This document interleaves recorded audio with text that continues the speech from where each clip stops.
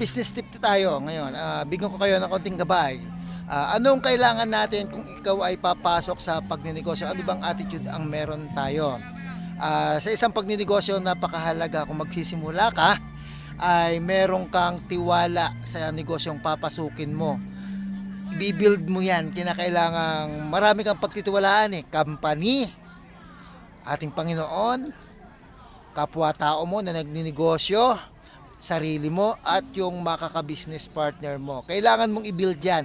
Kasi kung wala kang tiwala sa papasukin mo at sa mga makakasama mo dito, mahihirapan kang magtagumpay.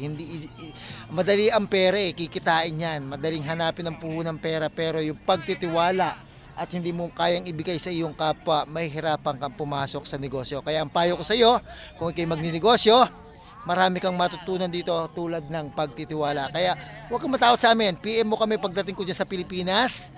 Tayo magnegosyo ng pabango, lalo na ngayon magpapasko.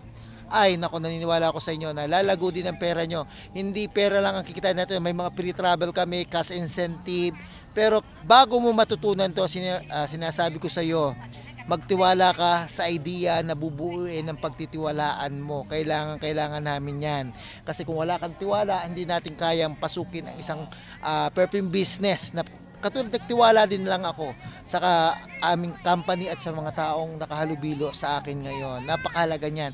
Kaya kung hindi ka pa marunong magtiwala sa kapwa mo, naobserbahan mo ba? Sinosolo mo ngayon ang hirap sa mundo. Ang sarap na nakikipag-collaborate.